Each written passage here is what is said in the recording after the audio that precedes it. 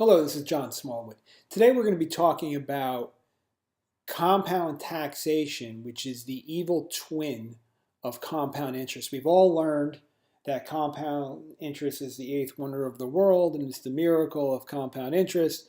But there's another force at work, which is called compound taxation, which most people ignore and they're not aware that it's actually happening.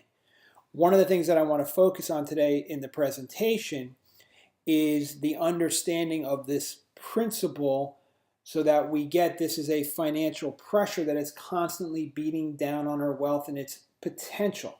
So I've created a pretty simplistic example to kind of walk through using a good visual here on the wealth curve, which is we have an example of $300,000 of capital that's invested at a 5% rate of return, as you can see, with no additional flows, nothing else.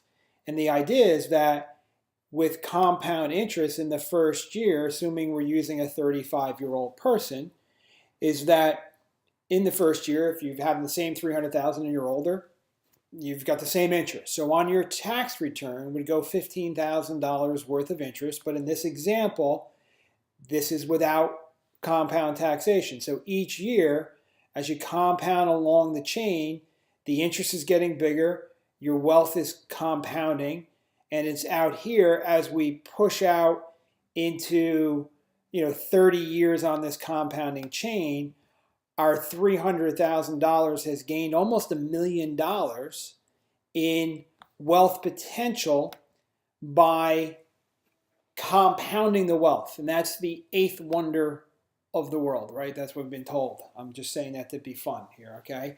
But the reality is that every single time that this is created, the interest that's going on our tax return and creating a tax, in most people's worlds, the tax for this is going to be less withholding, getting less of a refund back on their tax return. Most people are not going to their account and pulling out the taxation on this.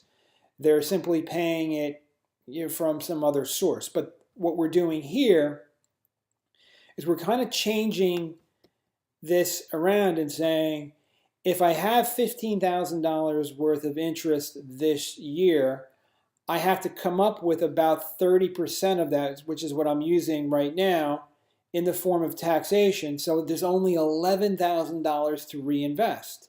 So what's happening is each year I have less and less capital to compound because as the tax goes up, we're pulling the tax from the account. As there's less money to compound, there's less interest.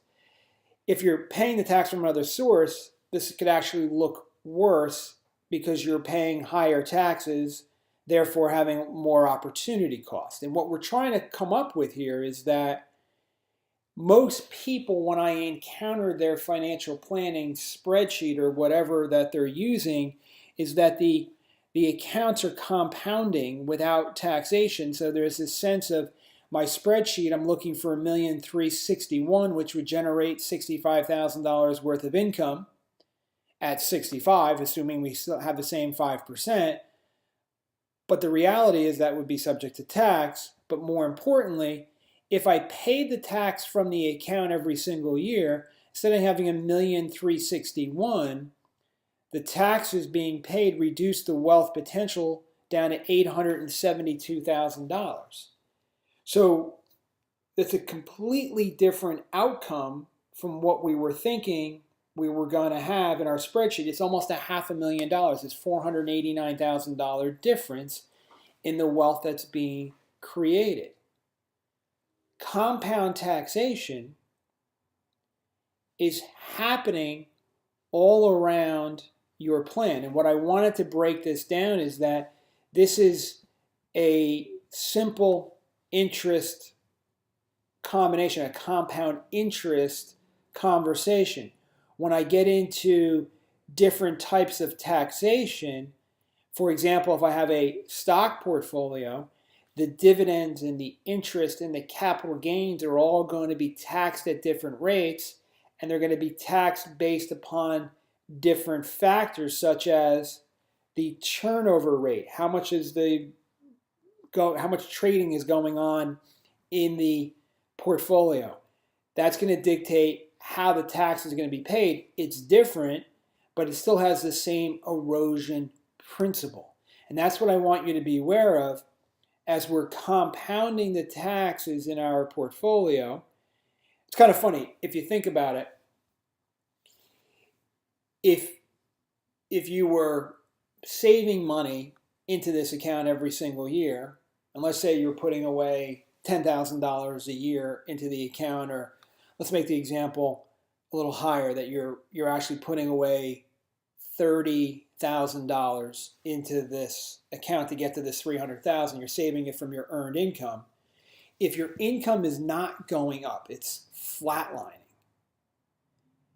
your savings percentage of your salary is going down because you have less money to put away. So first year, instead of putting away $30,000 into this account, now you only have $25,000 to put away.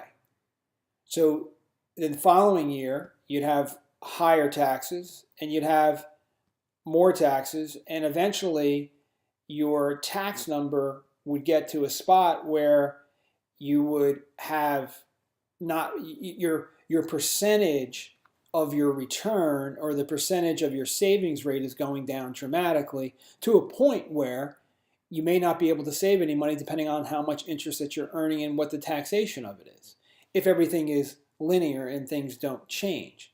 The reality is, when you hit retirement, you're sort of now in this netting world. During the accumulation phase, while working, a lot of the tax is being borne out of your income, being paid from the income.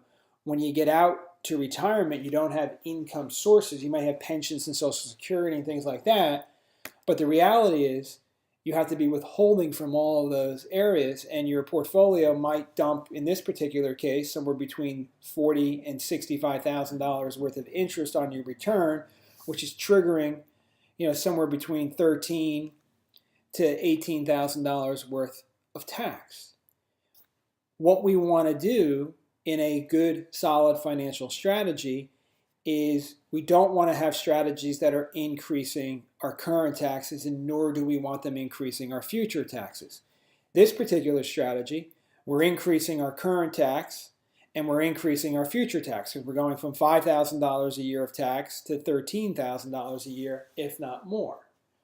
So when we start thinking about strategy, we need to understand that when we're looking at a long-term compounding, pressures such as taxes, inflation, transaction costs, investment management fees, market volatility, etc., are constantly putting pressure on your financial outcome. And the idea is to identify, where is your pressure? How do we develop strategies that will not only, won't defer the tax to the future, but reduce the current taxes and reduce the taxes we pay in our future strategy.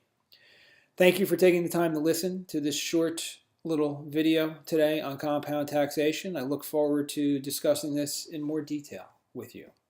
Thank you. Welcome to the end of the video. Smallwood Wealth Management is an investment advisor representative.